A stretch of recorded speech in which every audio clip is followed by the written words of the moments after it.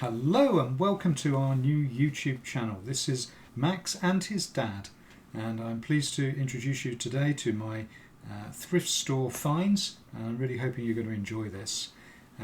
We've been in Canada a number of years and I had no concept of what a thrift store was, and it's only in the last few years that I've really become quite interested in finding these little gems, as I call them, and Max would have a different word for them, which is junk. There you go. So a little gem on my opinion and a little piece of junk in Max's opinion, and you be the judge of it. So $1.49 was the cost of this piece. I have actually polished it up a little bit, and I knew that this was sterling or solid silver pretty much as soon as I saw it. Most of the time we'll be looking on the inside to see some sort of marking, and in this case there was absolutely nothing, but it's actually even more obvious. It was on the outside. And these little marks here will give us all the information we need to tell us exactly what this piece is. So the first mark here is actually the maker's mark, and that's a maker from Birmingham. The little anchor symbol next door tells me that that is indeed Birmingham silver. The little lion there tells me that it's English Birmingham silver, and the date letter at the end will date this accurately to 1924. So this is nearly 100 years old. It weighs about 28 grams, and in a solid silver value that gives us a value of around $28 just in the silver. So for $1.49 I would say this wasn't junk. I would say this was actually a little star bargain. We have some similar pieces already, which actually are also from Birmingham, which come down through the family, and we'll be adding this to the collection. So when Christmas comes around, we've got some sterling silver napkin holders, and obviously delighted to have it at such a good price. I think it's junk, because I think if you're not selling it, then you've made no profit.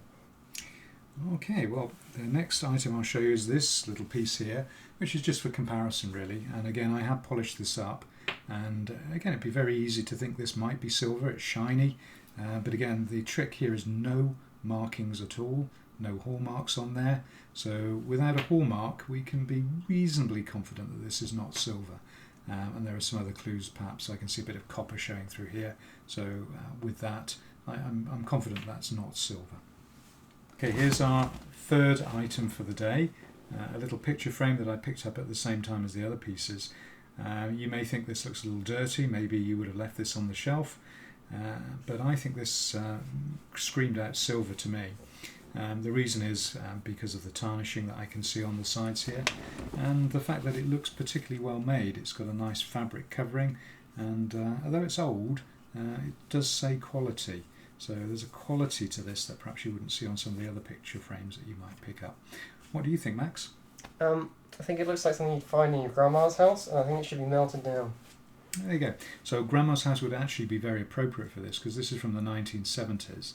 And again, at first glance you may not be able to see the clue that this is silver, but for me, looking round, I can see just here the markings that I'm looking for, and these markings really tell me straight away that this is silver from England, probably London, and almost certainly made in the 1970s. I've forgotten the date now, but it's got a V on it, so that was the date I was looking at. So it's vintage, it is sterling silver, and little items like this will have a definite resale value if you're interested in that side of things. But of course for me, I will be putting a picture of my son, Max, in this and displaying it for all to see on the mantelpiece. So there we go. Brilliant find for the day, and thank you very much for visiting this first edition of our combined YouTube channel, where I find lovely things at a thrift store and try and convince Max that this is indeed a genuine hobby worth pursuing, and he thinks it's crap. Do let us know if you want to see more. Please put something down in the comments, and thank you all very much for watching.